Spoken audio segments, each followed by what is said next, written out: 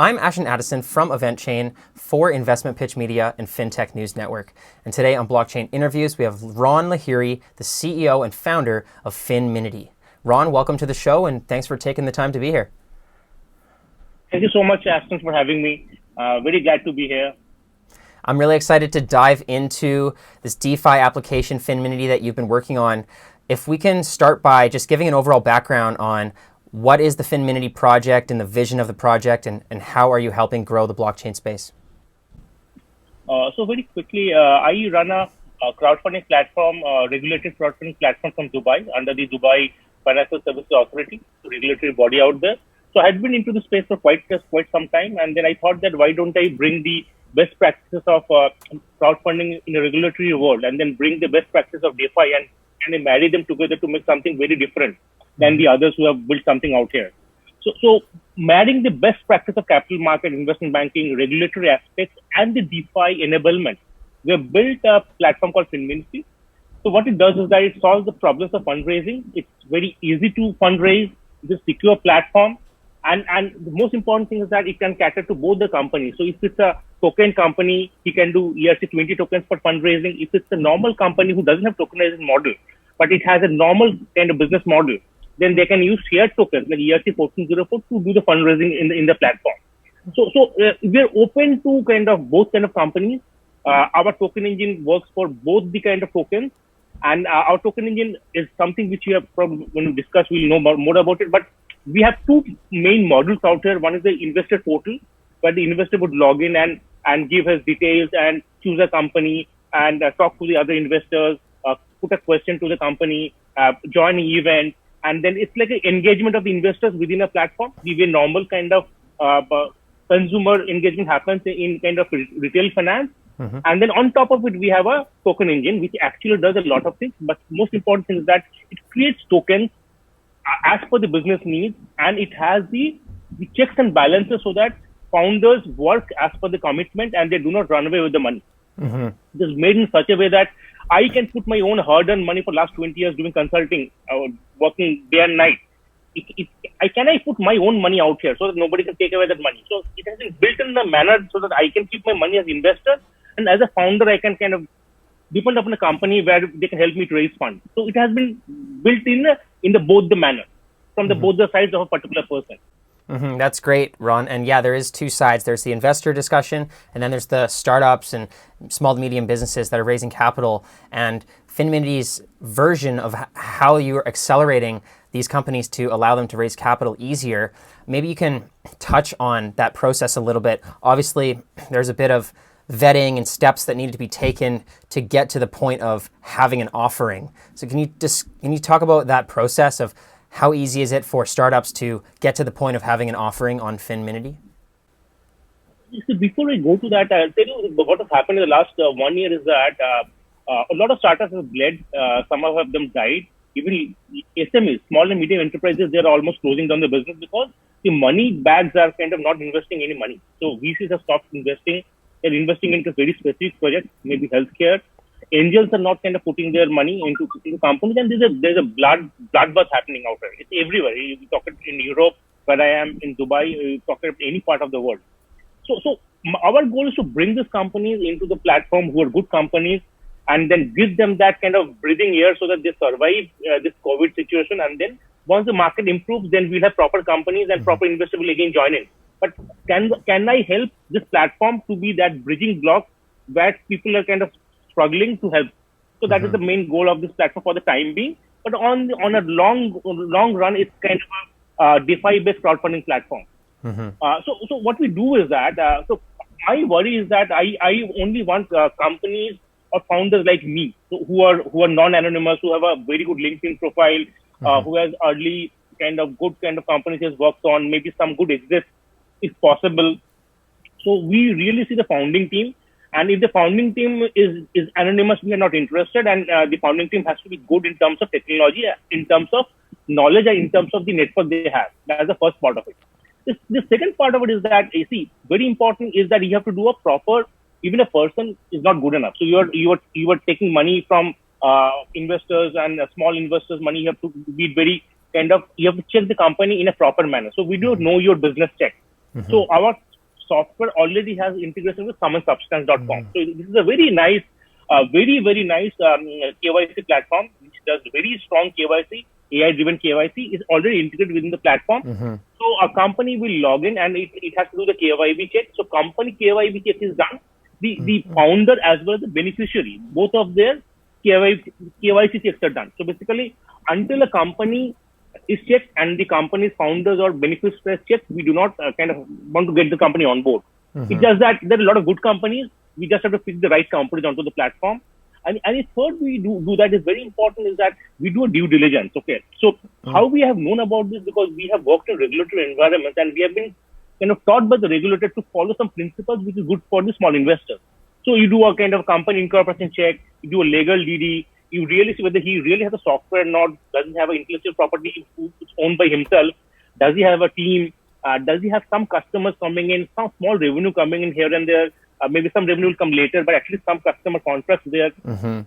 Do some financial due diligence, and then any assets. So do you really have an office?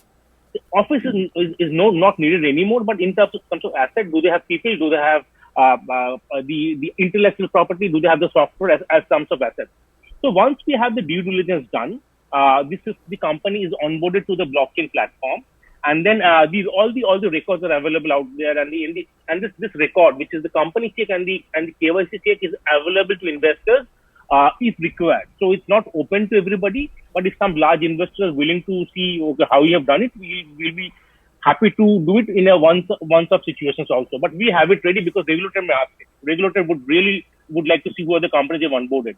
So and once we have this company onboarded, we ask this company to come to the platform, put his pitch deck. So it's a very nice platform where you can put your pitch in a very simple manner. So I can pitch my company and in a manner so the investor can easily understand what I'm doing or what kind of money I'm asking for, where everybody use my money.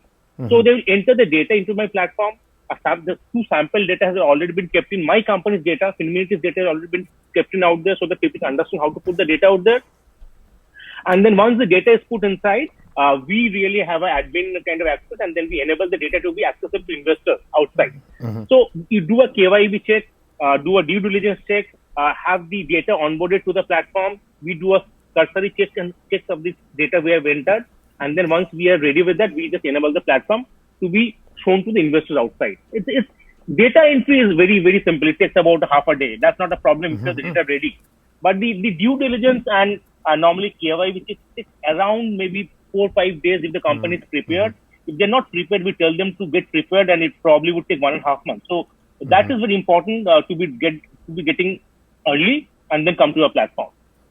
Those are all great points, Ron, and especially with the KYC, knowing who those funds are going to, but also who's investing the funds is important. And you mentioned the due diligence. That's great that your platform has that kind of due diligence and all the security checks needed to show that these are there's some value in the investments that you're looking at. Now, it's always a balance as well for your company being the platform in terms of making sure that you have great companies that are raising capital through your platform, but also not making sure that there's too many restrictions and that they can't use the funds that they raise properly to help grow their platform. Because some companies, if they raise capital and then they use it wrongly or they use it or they run away with it, there should be some vesting in there as well. But also you want to make sure that their hands aren't tied when they continue to grow. After companies raise capital on your platform, what does that situation look like for the investors and for the startups after the money has been raised? That's a very important question. Is somebody would try to put too many screws and make it very tight for this guy to kind of survive, or you can give him a free hand when he runs away. So you have to exactly the way you said, you have to be flexible enough so that he survives and he does his business well. So what we have done is we have a Finminity DAO. So the DAO has so it can be configured very easily. So basically, a company would give the milestones based on which the fund would be released. So we call it a resolution. Okay, so a resolution is a milestone resolution of payment. Another resolution could be voting, maybe something later on. Okay, but we ask the company to put some 3 resolutions out here. The first resolution, we say that, sir, I feel we have done a proper due diligence of the company. The first 50% of the fundraise will come to you straight away after the process is over or the sales process is over. So we say that we have done enough due diligence. We we rely upon you, and 50% of the fund is good enough to be released to you after the fund the process is over or the sale is over. So that is done. So it's automatically the DAO checks the date, and automatically the stable coin by which, or the Ethereum amount by which the smart contract is holding that amount would automatically move to that particular company's account or the address. Now what we do is that we tell to the company for the rest 50% you have at least some milestones in place, and then we'll release in 25%.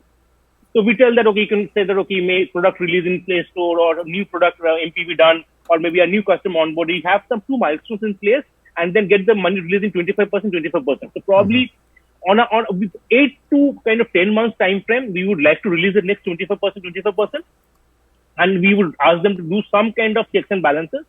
And the way they do is they put a milestone, they put the proof of the milestone, and they put the milestone for voting. The investors would actually come onto the platform, can verify the system, verify the proof, and then they can vote it on blockchain. And it's not non-tamperable. And when the blockchain vote is more than 50%, the fund would be released for the next milestone. So it's a mix and match. 50% we give beforehand, and other 50% we want to give in 2 installments. Oh, that's really interesting that you have a DAO. I didn't know that. And I know that your company also has the Finminity token, the FMT token that is integrated into the platform. Can you talk about what the function of the token is within the ecosystem, and how does that sustain itself? There are a lot. Token use cases has to be very embedded to the business. You cannot only do staking, you cannot do yield. That is the kind of enablement on top of a basic business model. Okay? So what we have done is that our FMT token has a very clear use case. Very simple is that the other companies who come to the platform, we are going to have a robotics NFT company coming to the platform very soon. So we have said that, sir, if you own FMT tokens, you get a preferential access to the next sale. So you get a preferential price and preferential access. It's very simple. That's the first and the most important use case of the token. The second important use case of the token is that the next company who comes to the platform would have to buy some of the tokens, and that token has to be a bond. So basically, every company comes to the platform, the payment they do is payment to us, but we also ask them to buy some tokens so that we can bond them. So every company on to the platform has some uses of the tokens, and the tokens get kind of more value. Those are 2 main use cases of the tokens. The third use case is that you can do votings, and you can be part of the voting of governance system. So as an investor, if you have the tokens and something has come up for voting, you can actually vote on particular kind of resolution or milestone. And for voting, you can get tokens given by the company itself. So company has asked you for voting, and then probably they have to give you fees in some manner. So that fee can be given into the token as well, because you have done something, taken your time and done some voting for somebody else to make the proof kind of valuable. So that's the way it operates. There are a lot of other use cases, but there's 3 main use cases you have to build within the system. And you can always do staking. You can make some yield kind of improvement. You can have some interest coming in. Those are all additional kind of bells and whistles, but the main businesses are totally grounded into the business model. Great, Ron. And I know that the project is just launching right now, and the private sale for the FMT tokens has yet to be happened yet. Can you talk about what's the timeline for the private sale and what are the goals before you move forward? So what we are doing is we're partnering with Lead Protocol as a kind of a premium pre-sale within the platform, so within the launchpad. So we are, our hard cap is 3,000 Ether, soft cap is 500 Ether, and we are going on sale on November 12th, 9 p.m. PST, which is around 5 a.m. UTC time, 13th November.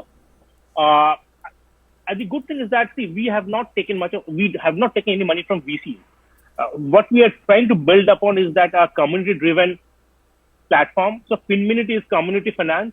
So we are trying to onboard community as VCs or community as investors, make it decentralized VC system out here. And there's no kind of locking mechanism of our token. We believe there are enough use cases to hold your tokens for longer benefit, but your tokens are unlocked and you can sell it on Uniswap on the sale date, after the sale date, on that date itself. So we are unlocked. We don't have very large kind of a hard cap. It's a small and mid cap range, and then and we have a bonus structure out here. So basically, if you invest early, then you get a 5% bonus. If you invest after 100 Ether, then you get a lower bonus. So 100, 500, 1,000 are different kind of brackets by which if you invest, you get a bonus in terms of the lower pricing. More or less around the pricing is around 9,700 tokens per Ether would be the pricing. It's 5% plus minus based on the Uniswap listing. The other thing which we have is that there's a good referral structure. Lead has made that. We have not made that. Lead has a very nice referral structure. So if somebody connects their MetaMask wallet and they can create a referral kind of code, and this referral code can be shared with their friends and network. And if the referral guys join, the 2.5% of the bonus will go to the guy who has given the referral. So there's a kind of a affiliate kind of movement which can happen. So that's the way structure we have done it, and we plan to hit the hard cap on 13 itself. Let's see. Great, Ron. And what is the best way for people to learn more about Finminity and to learn more about the token and about the private sale as well? So the best thing would be to go to, there are two kind of websites. One is finminity.com. That's the corporate portal where you see all the details about the sale, our business use case, and the benefit of the company and the tokens and the tokenomics, everything, the team structure, who are our partners. We're on Microsoft Azure, we're on Alibaba, already running platform. So they can see about that kind of a company details out there. If they want to really see the application running, they can actually go into finminity.finance, create a login by themselves, and they can just kind of see how they can create a company, how they can be of a community, how they can put a question.